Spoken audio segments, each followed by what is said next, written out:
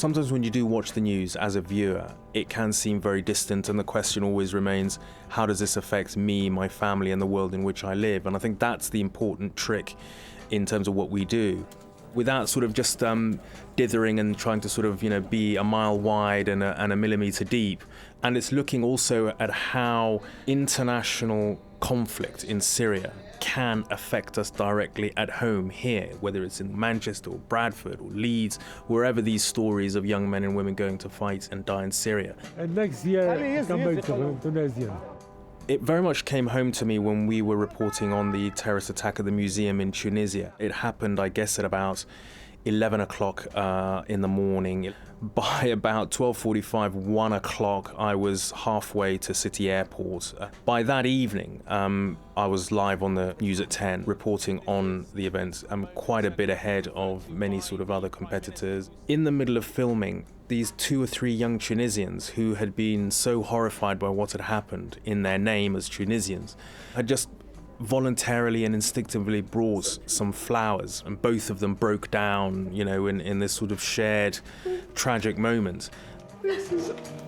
I think brought that sort of story home to people. They could have said it could have been me. There's no doubt that Iran has significant interests in Syria and in propping up the government of Bashar al-Assad. I think my highlight would probably be the Iran trip, simply because we stayed and we knew it was a long-term investment. I mean, there isn't a single foreign correspondent working on British television news, national television, who hasn't been trying to or wants to get into Iran, but we pulled it off ahead of everybody else. It doesn't feel like when you're watching ITV News that you're being given these sort of tablets of stone, down from the sort of godlike mountain that's, or as though you're sort of taking medicine. This is all very good for you, you should really watch this. It is ultimately about the stories of people, and then why those stories matter.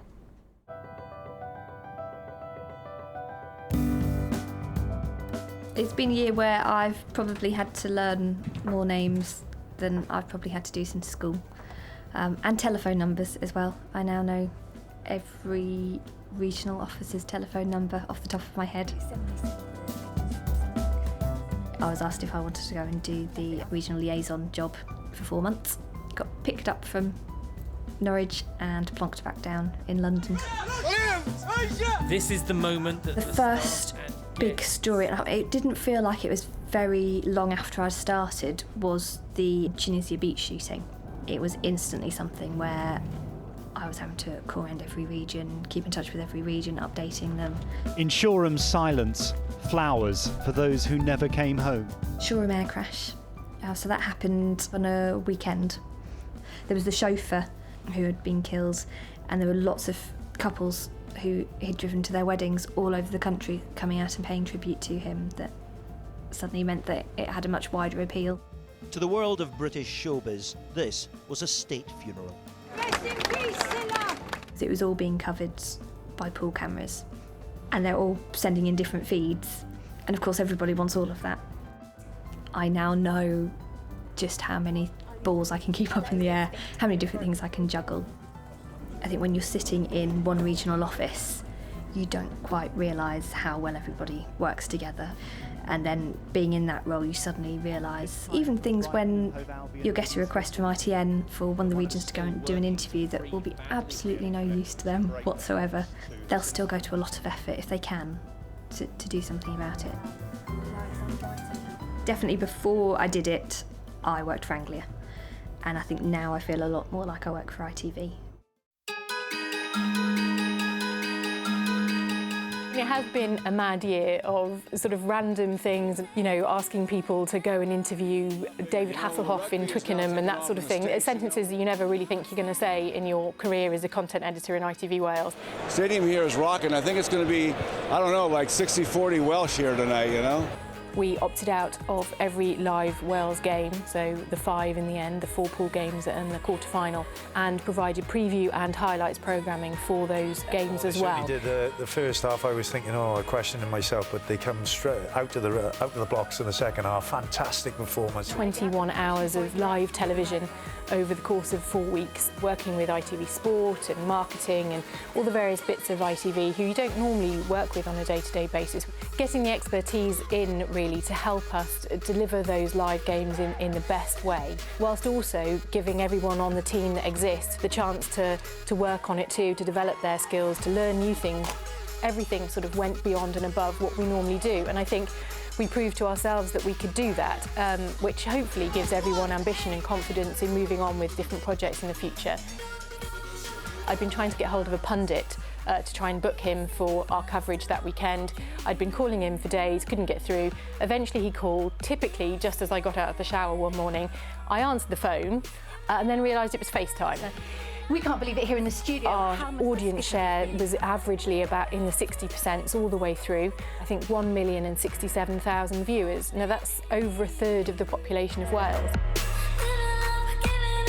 You know, just that sense of this is who we are. We're ITV Wales and we're telling you how we want to win, you know, this game and the Rugby World Cup if possible. It didn't quite work out like that, but we did try.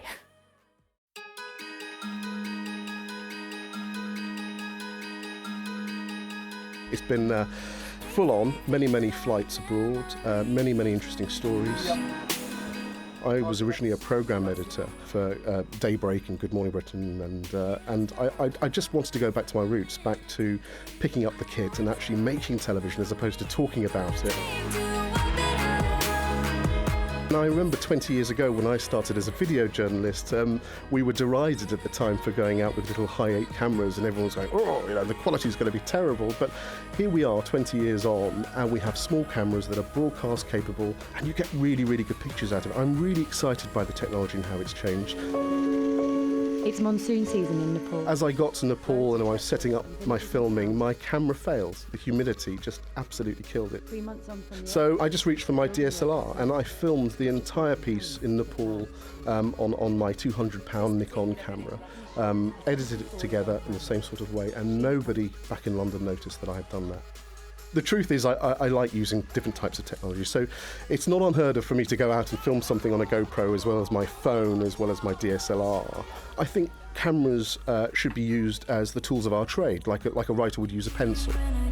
We got some children to test some Easter eggs to see which one they preferred, and I shot that on an iPad mini. Why? Well, because I can. We have to move away from the television conventions of the 1980s. That's not how viewers consume footage and video now. My children watch YouTube, they don't watch television.